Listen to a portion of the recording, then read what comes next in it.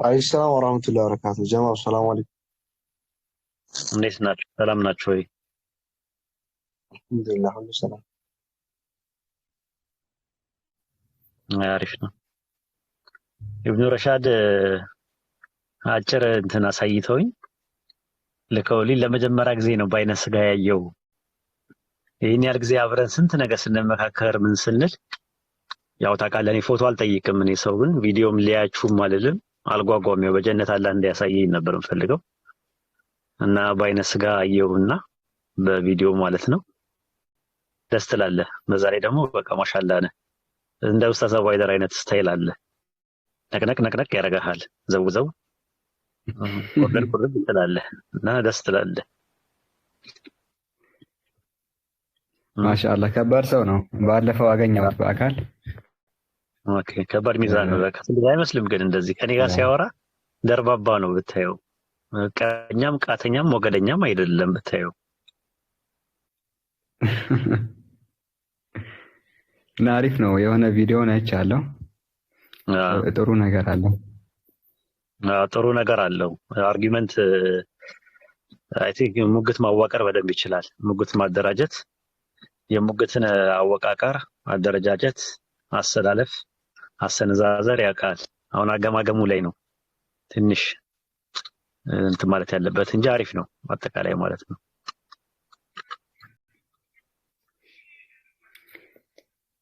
ክርስቲያኖች ካላችሁ ገስት መላክ ትችላላችሁ።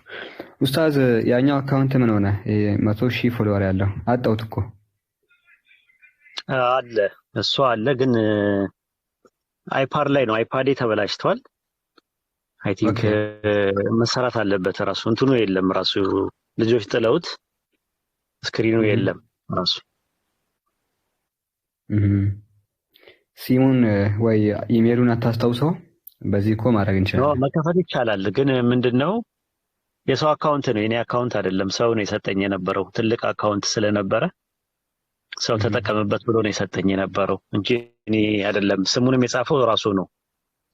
አይ ቲንክ ብዙ ነገር ነበረው ግን እሱ እስከሚስተካከል ድረስ ነው። አይ ቲንክ ካልሆነ ግን ሌላ ሞባይል ነገር ወይም ደግሞ ላፕቶፕ ምናምን ገዛና በዛ ተጠቀማለሁ ማለት ነው። የኛው መደበኛ ስራ የምሰራበትም ነው እና ሁለት ነገር በአንዴ ስለማይቻል ኢንሻአላህ አስተካክለዋለሁ። ግን የኛው ነው የሚመቸኝ ለኔ። ለምን እንደሆነ አላውቅም። የራሴም ስለሆነ ብዙ ቁጥር መኖሩ ምንድነው ጥቅሙ? ያው ብዙ ሰው ነው የሚከታተልህ። ትምህርት ስታስተምር ሞር ቫይራል የሚሆነው እሱኛው ነው። ኦኬ አላውቅም። እኔ ጥቅሙ ምን እንደሆነ አላውቅም። ራሱ ይላሉ ሰዎች አንዳንዴ ፎሎ አድርጉት ምናምን ነገር ምናምን ይላሉ። እኔ ግን ፎሎ ተደረኩኝ አልተደረኩኝ ምን ብዙም እንትን አይለኝም። መልእክቱን ሊደርስ ነው የምትፈልጉት፣ ለዛ ነው። ልክ ነህ። መልእክቱ ምን ያህል ሰው ጋር ይደርሳል ነው እንጂ በፎሎወርም ይደርሳል እኮ የተወሰነ እና ለዛ ነው። ጀስት ልክ እንደ ቴሌግራም እኮ ነው፣ የተለየ ነገር የለውም። 40,000 ፎሎወር እና 5,000 ፎሎወር አንድ አይደለም። እና ኦኬ ኢንሻአላህ ክርስቲያኖች ካሌሉ አንድ ትንሽ ነገር እንትን አስቀምጣለሁ ወይ ጥያቄ ጠይቃለሁ። ሌሎችም ጥያቄ የሚሆንባቸው ነገሮች ኢንሻአላህ ኡስታዝ ፍቃደኛ ከሆንክ እንትን ይሄ አዲሱ መጽሐፍን በተመለከተ መጨረሻ ላይ ጻፍከውን እዛ ላይ ጥያቄ አለኝ። ጀስት ርዕሱ ላይ ነው ጥያቄ ያለኝ ግን ውስጡ ሳይሆን ጀስት ከላይ። ኦኬ ጥያቄው ምንድነው? የመጽሐፉ ስም ኢየሱስ የባህሪ አምላክ አይደለም የሚል ነውና ለምንድን ነው የባህሪ ብለህ የለየኸው? እንግዲህ የባህሪ ማለት ታውቀው የለ እንዴ አንተ? በጣም ቀላል እኮ ነው ይላል። የባህሪ የጸጋ አምላክነት። አሁን ጥያቄው ከምን መሰለህ? የጸጋ አምላክነቱ እንዳለ ነው በሚለው ነው ምን ሄደው ወይስ እንዴት ነው? አልገባኝ። በባይብል አምላክ የሚለው ቃል ቸርች ፋዘርስም ባይብልም ሲጠቀምበት ሁለት አይነት አምላክነት አለ። ልብ አድርጋችሁ አዳምጡኝ፣ አሁን ተከታተሉኝ ሁላችሁ። አንደኛ የመጀመሪያው ኦንቶሎጂካል ተርም ሆኖ ይመጣል። ሁለተኛው ደግሞ ፈንክሽናል ተርም ሆኖ ይመጣል። ምን ማለት ነው የሚለው ላብራራው። ኦንቶሎጂካል ተርም ማለት የባህሪ አምላክነት ማለት ምን ማለት ነው ሲባል አምላክ ማለት የሚመለክ በሚለው ሂሳብ ማለት ነው። ኢሳይያስ 44 45 እና 46 ላይ ከኔ በቀር ሌላ አምላክ የለም። ልክ ዘዳግም 39 ላይ 32 ላይ ከኔ በቀር ሌላ አምላክ የለም ይላል። ከኔ በቀር ማንም አምላክ የለም ሲል ከእኔ የሚለው አንድ ቅዋሚ ማንነት ከሱ በስተቀር መመለክ የሚገባው ወይም አምልኮ የሚባለው ለሱ ብቻ እንደሆነ ያሳያል። ይሄው ራሱ ከኔ በቀር ሌላ አምላክ የለም ወይም ደግሞ ዘጸአት ምዕራፍ 20 ቁጥር 4 ላይ ከኔ በቀር ሌሎች አማልክት አይሆኑልህ እያለ እየተናገረ በእንደገና ደግሞ መዝሙረ ዳዊት ምዕራፍ 82 ቁጥር 6 ላይ እናንተ ሁላችሁም አማልክት ናችሁ ይላቸዋል።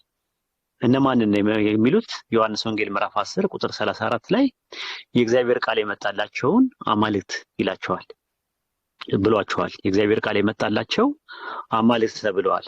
ዘፍጥረት 15:1 ላይ የተለያየ ቦታ ላይ ለአብርሃም፣ ለሰለሞን፣ ለኤልያስ፣ ለሙሴ ለመሳሰሉት የእግዚአብሔር ቃል መጥቶላቸዋል። ስለዚህ ምን ብሏቸዋል? አማልክት ተብለዋል ማለት ነው። መላእክት ሲባል መዝሙረ ዳዊት ምዕራፍ 8 ቁጥር 4 ላይ ከመላእክት ይልቅ በጥቂት አሳነስኩ የሚለው የዕብራይስጥ ቃል ከኤሎሂም ይልቅ ነው የሚለው። ኤሎሂም ማለት ደግሞ አማልክት ማለት ነው ትርጉሙ። መዝሙረ ዳዊት ምዕራፍ 138 ቁጥር 1 ላይም በአማልክት ፊት እዘምራለሁ ይላል። እንግሊዝኛው ላይ በጋድስ ፊት ነው የሚለው። በአማልክት ፊት፣ በአምላኮች ፊት እዘምራለሁ አለ። አማርኛው በመላእክት ፊት እዘምራለሁ ይላል። ስለዚህ መላእክቶች ምን ተብለዋል? አማልክት ተብለዋል። ነቢያቶች ምን ተብለዋል? አማልክት ተብለዋል።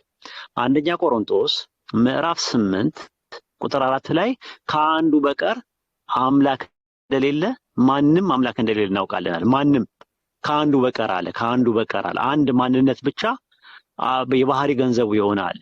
ከዛ ምን ይላል? መቼም አማልክት የተባሉት በሰማይ ቢኖሩ አለ። አማልክት የተባሉ በሰማይም በምድርም ቢኖሩ አለ። በሰማይ መላእክት ናቸው፣ በምድር ላይ ደግሞ ሰዎች ናቸው። ማን ናቸው? ነቢያቶች ናቸው። ምንም ቢኖሩ አለ ነገር ሁሉ ከእርሱ በኩል የሆነ እኛም ከእርሱ በኩል የሆንን አንድ አምላክ አብ አለናል። ስለዚህ አንድ አምላክ አብ ምትለው ጥንትም ጀምሮ ከኔ በቀር ሌላ አምላክ የለም እያለ ሲናገር የነበረው ነው።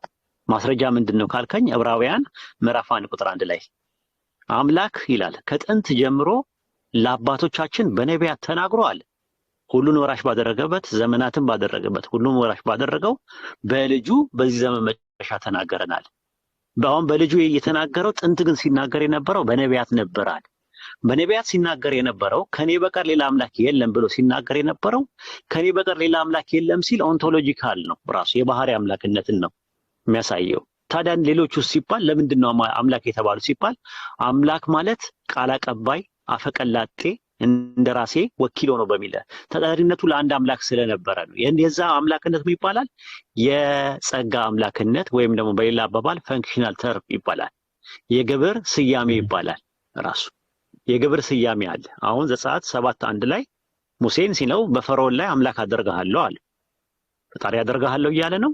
አምላክ የሚባለው መለኮት አደርግሃለሁ እያለ ነው? አይደለም። መለኮት ማለት ሁሉን አዋቂ ነው። መለኮት ማለት ሁሉ ነገር የሚመለከት ማለት ነው።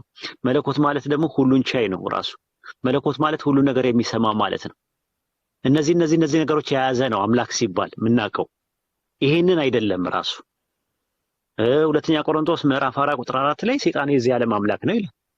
የዚህ ዓለም ፈጣሪ ማለት ነው። ሁሉ ነገር የሚሰማ ማለት ነው። ሁሉ ነገር የሚያይ ማለት ነው። ሁሉ ነገር የሚያውቅ ማለት ነው። ሁሉን ቻይ ማለት ነው። አይደለም። ፊልጵስዩስ ምዕራፍ 3 ቁጥር 22 እና 23 ላይ ሆዳቸው አምላካቸው ነው ይላል። ለሆዳሞች ሆዳቸው አምላካቸው ነው ሲባል ሆዳቸው ሁሉ ነገር ያውቃል ማለት ነው። ሁሉ ነገር ይሰማል ማለት ነው። ሁሉ ነገር ፈጥሯል ማለት ነው። ሁሉን ቻይ ነው ማለት ነው። አይደለም። ስለዚህ አሁን አምላክ የሚለው ቃል ፈንክሽናል ተርም ሆኖ ይመጣል ነው ነጥቡ። በተመሳሳይ ለኦሪት ዘጸአት ምዕራፍ 21 ቁጥር 5 እና 6 በዕብራይስጡ 6 በአማርኛው 5 ላይ ሄዶ ወደ ዳኞቹ ይሰዳቸው ይላል። ዳኞች የሚለው የዕብራይስጥ ቃል ኤሎሂም ነው። የእስራኤል ፈራጆች ምን ተብለዋል? አማልክት ተብለዋል ራሱ ማለት ነው። ክሌመንት ወይም ደግሞ ቀለሜንጦስ ላይ ደግሞ ኤጲስቆጶሳት አማልክት መባል እንደሚችሉ ይናገራል። መጽሐፈ ምስጢር አባ ጊዮርጊስ ዘጋስጫ ነቢያት አማልክት እንደተባሉ ተነግሯል። ስለዚህ ኢየሱስ አምላክ እንደሆነ የሚናገር አንድ ጥቅስ አለ ነው እኛ የምንለው። የቱ ጋር ስንል ዕብራውያን ምዕራፍ 1 ቁጥር 8 ላይ ዕብራውያን ምዕራፍ 1 ቁጥር 8 ላይ ስለ ልጁ ግን ስለ ዘሰን ወይም ደግሞ ስለ ወልድ ሲናገር ምን አለ? አምላክ ሆይ ዙፋንህ እስከ ዘላለም ድረስ ይኖራል። የመንግስት በትር የቅነት በትር ነው። ጽድቅን ወደድክ፣ አመፃን ጠላ። ስለዚህ አለ ጽድቅን ስለወደደና አመፃን ስለጠላ አምላክ ከባልንጀሮቹ ይልቅ በደስታ ዘይት ቀባል። የኢየሱስ አምላክነት አምላክ አለው ማለት ነው። ምክንያቱም አምላክ ስለሚል አምላክ ሆይ ካለ በኋላ አምላክህ ይለዋል። አምላክ ካለ በኋላ አምላክህ ካለው የአማልክት አምላክ ሌላ አለ ማለት ነው። የአማልክት አምላክ አለ ማለት ነው። ኢየሱስ አምላክ አለው። አምላክ ሆኖ አምላክ ካለው አምላክነቱ ምንድነው ማለት ነው? የግብር ነው ማለት ነው። አንደኛ ያዘልኝ። ሁለተኛ የጥቅስ የተጠቀሰው ከየት ነው ብለን ስንል ከመዝሙረ ዳዊት ምዕራፍ 45 ቁጥር 6 ላይ ነው ያለው የተጠቀሰው። ቀዳማይ ትንቢቱ ቀዳማይ ጥቅሱ ስለ ንጉሥ ሰለሞን ነው የሚያወራው። ያኖችን ሚድራሽ የሚባል ኮሜንተሪ መመለከት ትችላለህ። አሁን ከረንትሊ ያሉትም ሊበራል ጁዳይዝም እንደገና ደግሞ ኮንሰርቫቲቭ ጁዳይዝም የምትላቸው ብትጠይቃቸው መዝሙረ ዳዊት ምዕራፍ 45 ቁጥር 6 ላይ ያለው ስለ ንጉሥ ሰለሞን ነው የሚያወራው ብሎ ነው ያስቀመጡት። አንዳንድ የባይብል ኮሜንተሪዎችም እንደዛ ይላል። ታዲያ የዕብራውያን ጸሐፊ ለምንድን ነው የተጠቀመበት ሲባል ልክ ሁለተኛ ሳሙኤል ምዕራፍ 7 ቁጥር 14 ላይ እኔ አባት ሆኗለሁ እርሱም ልጅ ሆነኛል ብሎ ለንጉሥ ሰለሞን ከተናገረ በኋላ ዕብራውያን ምዕራፍ 1 ቁጥር 5 ላይ በጥላነት ደረጃ ለኢየሱስ እንደሚጠቀምበት ሁሉ ወይም መዝሙረ ዳዊት ምዕራፍ 2 ቁጥር 7 ላይ እግዚአብሔርም አለኝ አንተ ልጄ ነህ እኔ ዛሬ ወለድኩ የሚለውን ለዳዊት ከተጠቀመበት በኋላ የዕብራውያን ጸሐፊ ዕብራውያን ምዕራፍ 1 ቁጥር 5 ላይ ለኢየሱስ እንደተጠቀመበት ሁሉ ወይም ኢሳይያስ ሆሴ ምዕራፍ 11 ቁጥር 1 ላይ እስራኤል ሕፃን በነበረ ጊዜ ወደድኩት ልጄን ከግብፅ ጠራሁት አብዝቼ ብጠራው ግን ለጣዖት ይሰዋና ያጥን ነበር አለ። ማን ነው የሚያጥን የነበረው ስንል ዘጸአት 4:22 ላይ የእስራኤል ሕዝብ ነው ሲያጥን የነበረው። ታዲያ የማቴዎስ ወንጌል ምዕራፍ 2 ቁጥር 14 ላይ እነሆ ልጄን ከግብፅ ጠራሁት የተባለ ይፈጸም ዘንድ ወደ ግብፅ ሄደ ይላል። ስለዚህ የቱ ጋር ነው የተባለው? ሆሴ 11:1 ላይ ነው። ልጄን ከግብፅ የጠራሁት የሚለው ሙሉ ነው አውዱን ብትመለከተው ስለ እስራኤል ሕዝብ ነው የሚናገረው። ለጣዖት የሚሰዋው እሱ ነው። ግን በቁንጽል ደረጃ ተነጥቃ በድርብ ትንቢት ደብል ፕሮፌሲ ወይም ደብል አጠቃቀም የሆነ ዩዚንግ ነገሮችን ይጠቀማል ባይብል። ልክ እንደዛ ሆኑ መዝሙረ ዳዊት ምዕራፍ 45 ቁጥር 6 ላይ ያለውን መጀመሪያ ለንጉሥ ሰለሞን ነው የሚሰራው፣ ከዛ በኋላ ላይ ደግሞ ለኢየሱስ ይሰራል ማለት ነው። ስለዚህ አምላክ ሆይ የተባለው መጀመሪያ ሰለሞን ከሆነ ሰለሞን አምላክ ሆይ የተባለው ግብር የሚያሳይ ከሆነ ኢየሱስም አምላክ ሆይ ዕብራውያን 1:8 ላይ የተባለው ኢየሱስ በተባለበት ስሌት አቀመር ነው። ግልጽ ነው።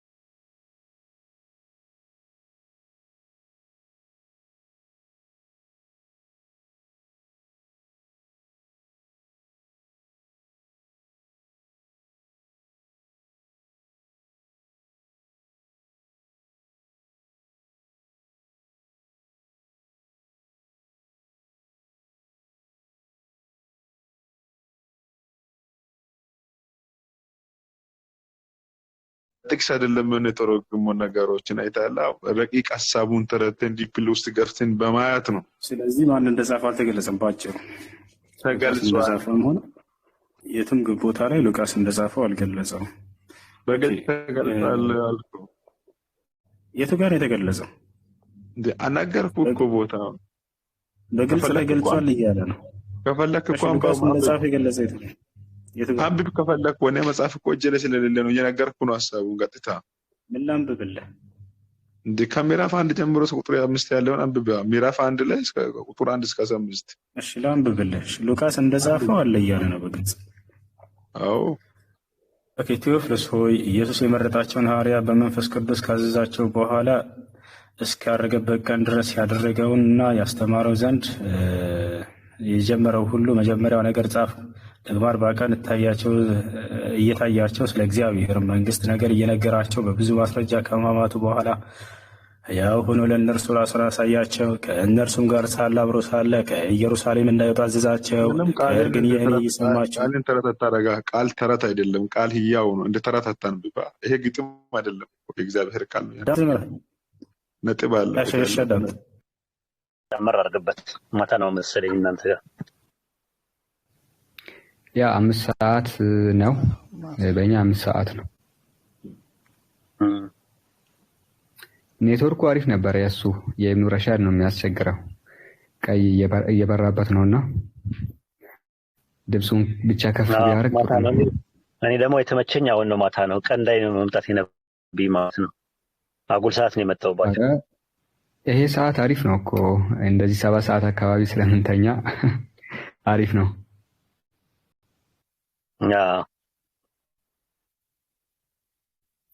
አሪፍ ነው።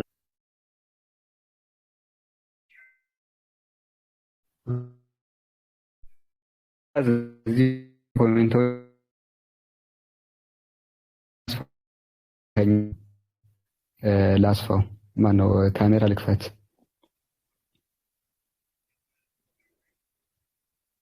እሺ ያው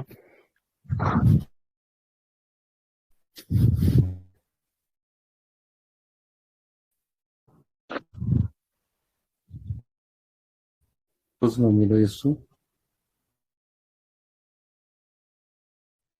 ይታያቸዋል። አይታየም? ማነህ? አሊ ላይ ፖዝ ነው ይላል። እሺ ከእንደገና ልሞክረው። ወጣ እንትን ስለሆነ መሰለኝ። አሁንሳ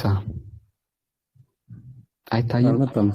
ወጣ ግባ ያለው አሁን ወጣ ብትገባ ነበር።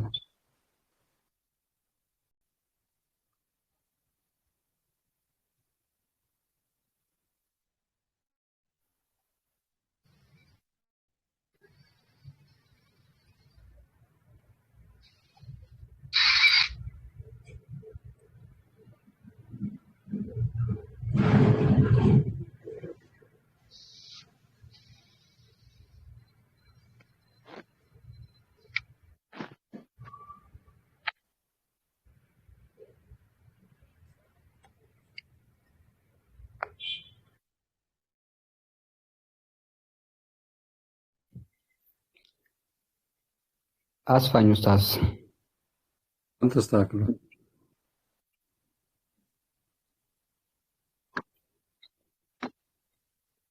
ጥያቄው እዛው ዕብራውያን ጋር ነው። ቁጥር 10 ላይ ደግሞም ጌታ ሆይ አንተ ከጥቅም መሰረት በቀደም ተዋይተን ልጆች ስራ ናቸው።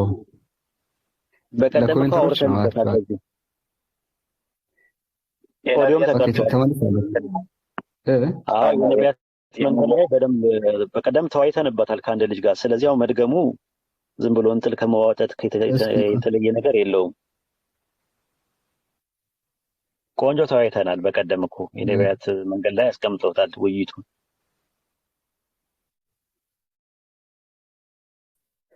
ታች ደግሞ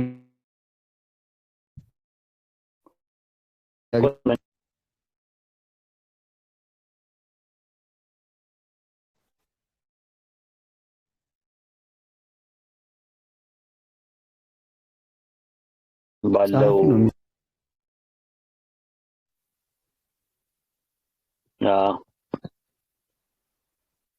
ኦኬ አግኝቼዋለሁ። ስለጠየቁት ያዳምጡ። አንዳንዴ እንትን ነው ሌላ ነገር ብንጠቀምበት አይሻልም? እኛ ጥያቄ ብናስተናግድበት ምናምን ይሻላል።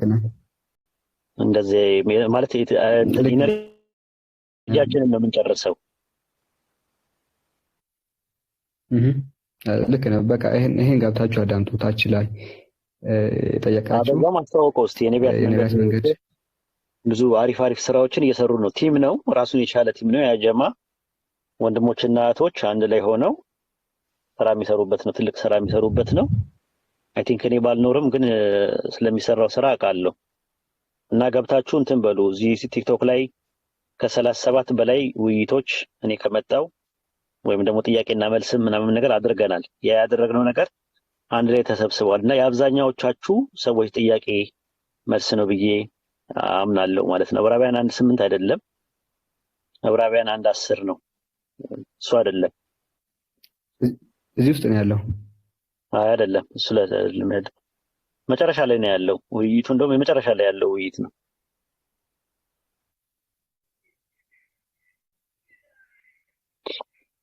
መጨረሻ ላይ ያለው ነው። እስኪ የኔን ከፈለከው ፈልገዋለሁ። ኢሳይያስ 40:22 ላይ 48 ከ22 ጀምሮ ማነው ከ12 ጀምሮ ያለው እሱ ምናምን ነገር ነው ያለው። ዛራ የምትጠይቃት ትሰጣለች ወይም አውሳላ ራሱ አለው። እንድሪያስ እንዴት ነህ? ሰላም ነው ወይ? እንድሪያስ ሰላም ነው አለን፣ እግዚአብሔር ይመስገን። እንዴት ነህ? ሁሉ ሰላም ነው አንተ ጋር? ሁሉ ሰላም እግዚአብሔር ይመስገን። ሜሴንጀር ያልከኝ ቁጥር በምንድን ነው የማገኝህ? አጣሁ ላይ ፈልጌ። በፌስቡክ ነው በፌስቡክ ሜሴንጀር ነው። እሺ በፌስቡክ ሜሴንጀር ኦኬ። ይችላል። በዛ ሰላም ነህ? ሰላም ነኝ አልሐምዱሊላህ። አንተ ደህና ነህ? እኔ ደህና ነኝ እግዚአብሔር ይመስገን። ጥያቄ ካለ ጥያቄ መጠየቅ ትችላለህ። ጥሩ ጊዜ እናሳልፋለን። አይዞ። በቀደም እንትን ስንል ምንድነው ስናወራ አንድ ነጥብ ላይ ብቻ ምናምን ነገር ስላደረግነው ነው። አንደኛ ጊዜም ስላልነበረን ነው፣ እኔም ጊዜ ስላልነበረኝ ነው። ሁለተኛ ነገር ደግሞ ያው አንድ ነገር እንድትጨብጥ ነው። መቀጠል እንችላለን በቀደሙ ከፈለክም ደግሞ ከሌላ አማርዕት ላይ አንተ ከሚመች ነገር ላይ መቀጠል ትችላለህ አይደል? ሳላ ይቻላል። ይቻላል። እንኳን ደህና መጣ።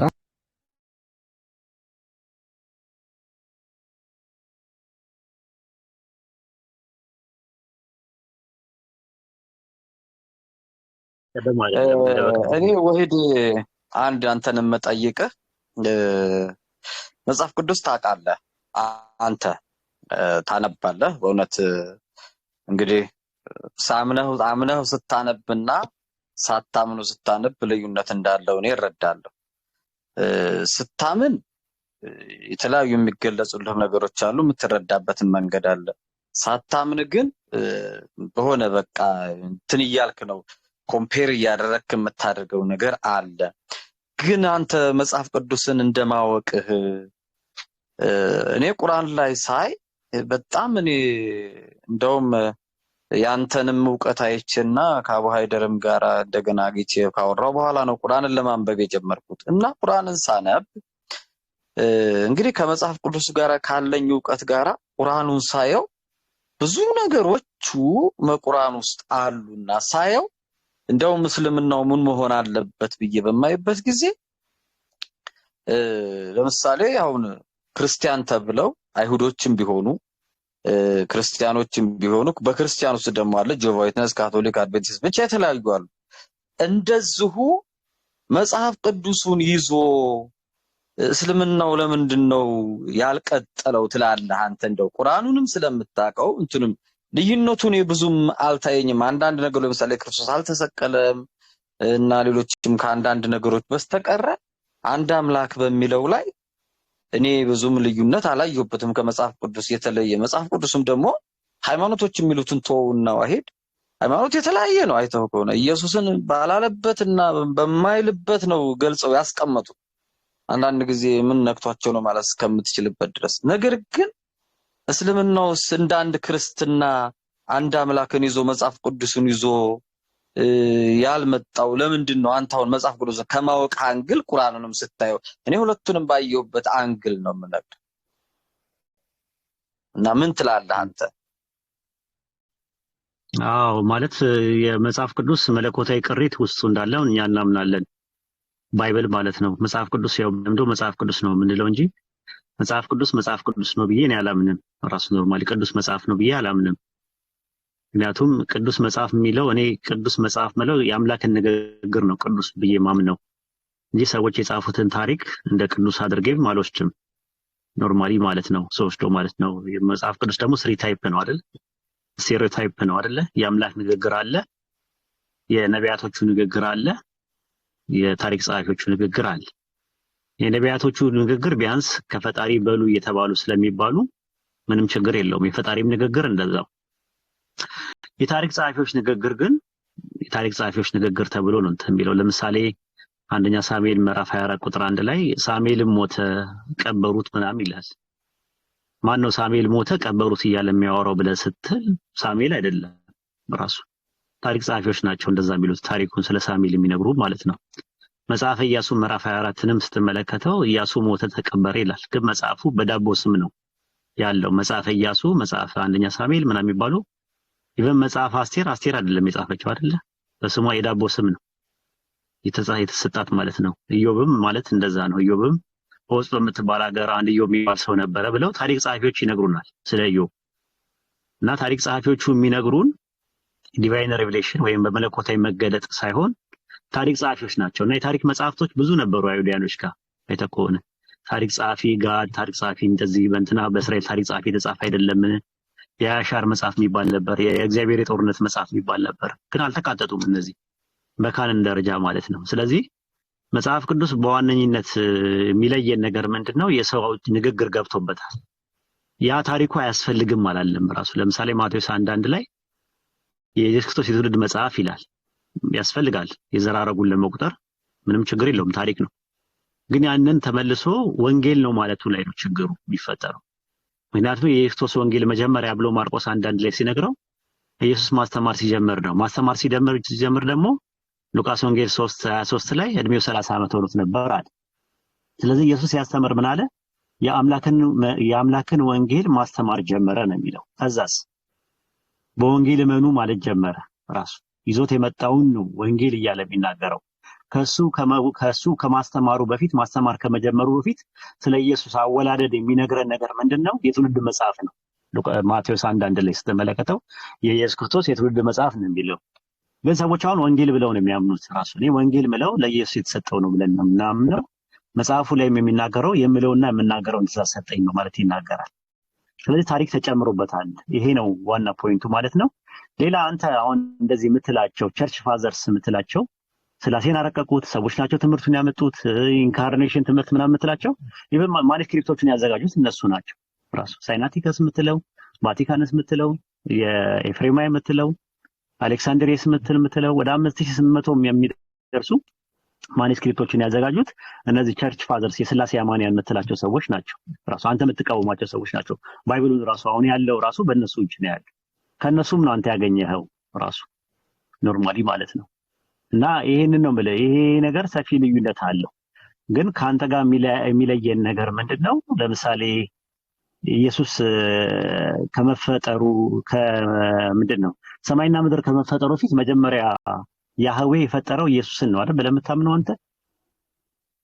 እንደዛ ነው መሰለኝ የሰማሁት አይደል? እንደዛ አዎ ኢየሱስ ቅድመ ዓለም መጀመሪያ ለምሳሌ አንድያ ልጅ ያሰኘው ምንድነው ብለህ በምትልበት ጊዜ መጽሐፉ አንድያ ልጅ ማለት የመጀመሪያ ቀጥታ በአብ የተገኘ እንደሆነ ነው እኔ የማምነው። ቀጥታ በአብ እሱ ብቻ ነው የተገኘው፣ ሌሎቹ ግን በሱ እንደተገኙ እረዳለሁ። ኦኬ ዘፍጥረት 1:1 ላይ በረሺት ባራ ኤሎሂም ኤታ ሸማኢም ወይታ አሬክስ የሚለውስ ምንድን ነው? በመጀመሪያ ኤሎሂም ሰማይና ምድር ፈጠረ የሚለው እንዴት ታየዋለህ? ከዛ በፊት ፍጡሮች ነበሩ? ከዛ በፊት የለ፣ ከክርስቶስ በፊት ምንም እንዳልነበረ ነው የምረዳው እኔ። ክርስቶስ ነው ሁሉን ነገር በክርስቶስ የሚነግረን መጽሐፉ ነው። መጽሐፉ ምንድነው መሰለህ?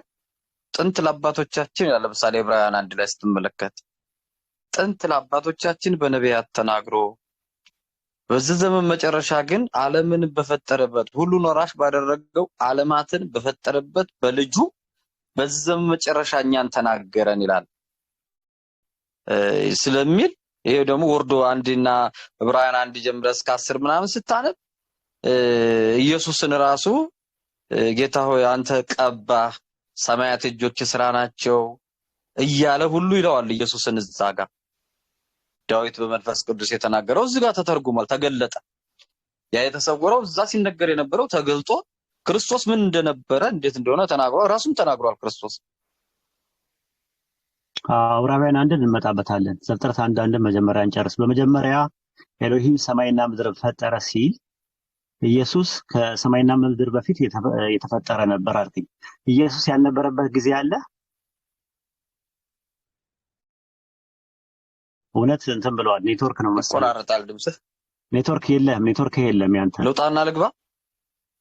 ቀይ ያሳያል። ምንድን ነው? ልውጣና ልግባ? ትችላለህ። ኔትወርኩ ይመስላል ያለው። ወጥቼ ልግባ? አሁን ደህና ነው ግን አይሰማም? አሁን ደህና ነው። ኧረ በደምብ ደህና ነው። ቀይ አብርቶ ነበረ። ሰማይና ምድርን በመጀመሪያ ፈጠረ ይላል። ኢየሱስ ከዛ በፊት ነበረ ካል ኢየሱስ ያልነበረበት ጊዜ አለ ወይ? ምንድነው መሰለህ እኔ አንድ የምረዳው መጽሐፉ ላይ በምታይበት ጊዜ አንድያ ልጅ ይላል። እግዚአብሔር አንድያ ልጅ ያለበት ክርስቶስ ነው። ለምሳሌ ኤርሚያስ እውነት እሱማ ነገርከኝ። አሁን ከመድገም ውጪ ምንም ነገር የምትፈይደው ነገር የለም። ኢየሱስ ያልነበረበት ጊዜ ነበር ወይ ነው ያልኩህ? እኔ እላለሁ ያልነበረበት ጊዜ ነበረ። ስለዚህ ኢየሱስን ጊዜ ቀድመዋል ማለት ነው። አዎ። ስለዚህ ጊዜ ፍጡር ነው ወይስ ፈጣሪ ነው? ወይ እንደሱ ሳይሆን ለምሳሌ ሌላ ቦታ አትሂድ። ጊዜ ፈጣሪ ነው ወይስ ፍጡር ነው? ፍጡር ነው። ኦኬ። ስለዚህ ከኢየሱስ ጊዜ ከመሰረተ የመጀመሪያው ፍጥረት ጊዜ ነው ወይስ ኢየሱስ ነው? አይ ልናገር እዚህ ጋር ፈቀድልኝ እኮ። አይ ጥያቄው መልስልኝና ትሄዳለህ። ግድ የለህም ትሄዳለህ። እሰጥሃለሁ ጊዜ ነው ኢየሱስ። አይ ጊዜን ዘመናትን እና ሰዓታትን ኖሮ ነው። አሁን ለምሳሌ የሚታዩት የማይታዩት ቢሆኑ በሰማይ ያሉ በምድር ያሉ ሁሉ ጥንት የሚባለው ራሱ ጥንቱ የፈጠረ ያደረገው ይላል። ቆይ ታርመዋል። እሱን አሁን ለሐሳብ ነው እየሞገትን ያለ ነው። ኢየሱስ ያልነበረበት ጊዜ አለ አልከኝ። ስለዚህ ከኢየሱስ ጊዜ ይቀድማል ወይ ስለ አዎ አልከኝ። ከኢየሱስ ጊዜ ቀድሞ ነው ጊዜ አይቀድመው? ኢየሱስን ጊዜ አይቀድመው ነው የሚቀድመው? ኢየሱስን ጊዜ አይቀድመው ነው? አይ ጥያቄ ነው የምጠይቀው። ኢየሱስን ጊዜ አይቀድመው? አይቀድመው። ስለዚህ ኢየሱስ ያልነበረበት ጊዜ ነው ማለት ነው። ቆይ ኢየሱስ ያልነበረበት ጊዜ ነው? አይ የምጠይቀው ወደ እንትን አታርገው፣ ወደ ዲያሎግ አታድርገው። ለመማማር ያክል ነው የምጠይቅህ። ረጋ ብለህ አዳምጠኝ። ራሱ ኢየሱስ ያልነበረበት ጊዜ የለም ወይ ስልህ አዎ አልክ። ኢየሱስ ያልነበረበት ጊዜ አለ አልክ። ኢየሱስ ያልነበረበት ጊዜ ካለ ጊዜ ይቀድመዋል ማለት ነው ኢየሱስን። አዎ ኢየሱስን ጊዜ ይቀድመዋል አልከኝ። ኦኬ ተስማማው። እኔ በዛ ኢየሱስን ጊዜ ከቀደመው ጊዜ ራሱ ከኢየሱስና ከጊዜ ማን ነው የሚቀድመው ስለ ጊዜ አልከኝ። ጊዜን ደግሞ ፍጡር ነው ወይስ ፈጣሪ ነው ስለ ጊዜ ራሱ ፍጡር ነው አልከኝ። ስለዚህ ከኢየሱስ በፊት የተፈጠረ ፍጡር አለ ማለት ነው። ምን የሚባል ጊዜ የሚባል አለ። ስለዚህ ኢየሱስ የመጀመሪያው ፍጡር ነው ማለት አትችልም። የመጀመሪያው ፍጡር ጊዜ ነው ማለት ነው። ጊዜ ደግሞ በምን ተፈጠረ? ትንሽ ሴንስ ያደርጋል። አውሳላ ጥያቄ ግልጽ ነው አይደል? አብዱል ከሪም ጥያቄው ግልጽ ነው። ጥያቄው ላይ አንድ ነገር ምንድነው መሰለው ዋሂድ ገብቶኛል። አሁን ምንድነው መሰለው እግዚአብሔር ነገሮችን አሁን ለምሳሌ ወለደ ብንል ኢየሱስም ልጅ ነው። ለምሳሌ ይኸውልህ እግዚአብሔር የወለዳቸው ነገሮች ብዙ ናቸው። አንድ ኢየሱስም ብቻ አይደለም። ወለደ ሲል አንድያ ልጁን ይላል። አንድያ ልጅ ያሰኘው ምንድነው ስትል ነገሮችን ጊዜያትንም ከመፍጠሩ በፊት መጀመሪያ ግን ያስገኘው ክርስቶስ ነው። ጊዜያትም ዘመናትም የሚታዩትም የማይታዩትም ሲል የማይታይና የማይታይ ጊዜ ነው። ጊዜ አይታይ። ኢየሱስ ይኸውልህ አስተካክለልኝ እንድሪያስዬ እንዲገባኝ አስተካክለልኝ። ጥያቄ እንትኑን ፖይንቱን አስተካክለልኝ። የሆነ ኦርደር አዊምራ እንደሚለው ቤዝመንት ሰራልኝ እና ለምን እንደሆነ ታውቃለህ? አሁን መጀመሪያ ምን ብለኛል? ኢየሱስ ያልነበረበት ጊዜ አለ ወይ ስለ አዎ ያልነበረበት ጊዜ አለ አልከኝ። ስለዚህ ያልነበረበት ጊዜ የሚባል ነገር የሚቀድመው ከሆነ ኢየሱስን ከኢየሱስ በፊት ጊዜ ነበር ማለት ነው። ጊዜ ደግሞ ፈጣሪ ነው ወይስ ፍጡር ነው ስለ ፍጡር ነው አልከኝ። ስለዚህ ከኢየሱስ የሚቀድም ፍጡር አለ ማለት ነው። ማ የሚባል ጊዜ የሚባል ነገር አለ ማለት ነው። አብ ብቻ ነው። ቆይ እሺ፣ አዳምጠኝ አንድ ነገር እንደዛ ከሆነ እንደዚህ እናድርግ፣ እንደዚህ እናድርግ። ልንገርህ፣ ጊዜ ከኢየሱስ በኋላ የተፈጠረ ነው በለኝ። አዎ አስተካክለው፣ አርም፣ ተሳስቻለሁ በለኝ። አርም፣ ተሳስተሃል። የመጀመሪያው ላይ ኦኬ፣ ተሳስተሃል። አርም፣ ይታረም ነገር አይደል? እሺ አዎ። ለምን መሰለህ አንተ ስለገደብከኝ ነው። እኔ ልናገር ስል ላስረዳ ስል ጊዜ መፍቀድ መቻል አለብህ። እሰጣለሁ፣ ወላሂ እሰጣለሁ። ለምሳሌ አልኩህ እንግዳዬ ግን ጥያቄን እንድትረዳኝ ነው የፈለግኩት። መጀመሪያ ጥያቄን ሳትረዳ መልስ ብሰጥ አንዴ ጥያቄን ተረዳውና ትመጣለህ። ሰፊ ጊዜ እሰጣለሁ፣ እመነኝ። እንኳን አንተ ማከብረ ሰው ይቅርና ሌላም ሰው ቢመጣ እድሉን እንሰጣለሁ። አሁን ጊዜ የሚባለው ነገር በኋላ ላይ የተፈጠረ ነው፣ ከኢየሱስ በኋላ የተፈጠረ ነው አይደል? ጊዜ አንድ ድል ብትሰጠኝ ደስ ይለኛል። አይ እቺ መልስልኝና ወደ እንትን እንሄዳለን፣ ወደ አንተ ማብራሪያ። ጊዜ በጊዜ ውስጥ የሚኖር የጊዜ ባለቤት እግዚአብሔር ነው።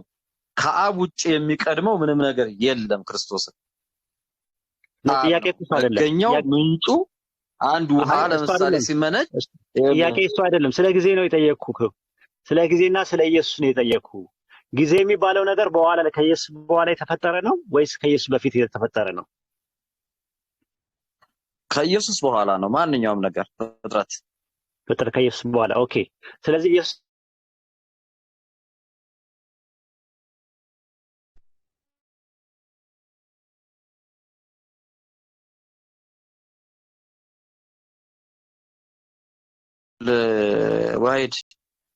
ወይድ ካለበት መጀመሪያ ያስገኘው አንድያ ልጅ ማለት ምንድነው መሰለህ? ምንም ከፊትም ከኋላ የሌለው ነው። አንድያ ልጅ ማለት አንተ ስትኖር ነው። ካንተ በኋላ ነው እንጂ ልጅህ አንተ ነህ ያለው። የዚህ ካንተ በኋላ ላለው ነገር የጊዜውም ዘመኑም ርዝመቱም ህይወቱም አንተ ነህ። ህይወቱም መገኛውም የሁሉ ነገር ከሁሉ በፊት አንድያ ያሰኘው መጀመሪያ አብ አስቦ ያደረገው ከጊዜም በፊት ክርስቶስ ነው እኮ። አሁን እኮ ጥያቄውን አልመለስክልኝም እኮ። ማለት ኢየሱስ ያልነበረ ጊዜ ማለት ምንድነው ግን? ጊዜ ምንድነው እኮ? እሱን እኮ አንተ ጊዜ ፈጣሪ ነው ወይስ ፍጡር ነው ብዬ ስለ ፍጡር ነው ብለኛል።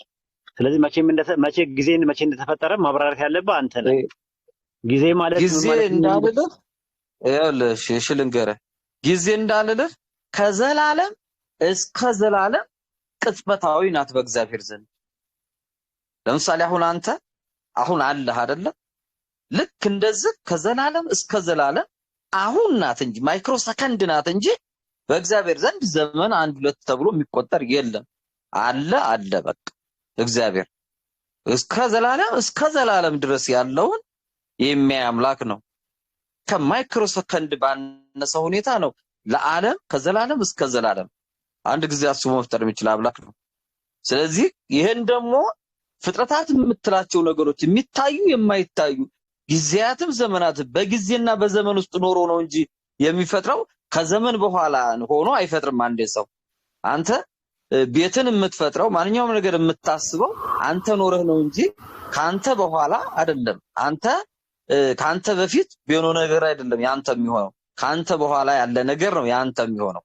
አንድ ግኝት ፍጥረት ካንተ በኋላ ነው እንጂ ካንተ በፊት አይደለም ያለው። ልጅ ብትወልድ አንተ ከልጁ በፊት አንተ ነበርክ እንጂ ከልጅ ካንተ በፊት ኖሮ ያንተ ልጅ ሊሆን አይችልም። ጨረስክ?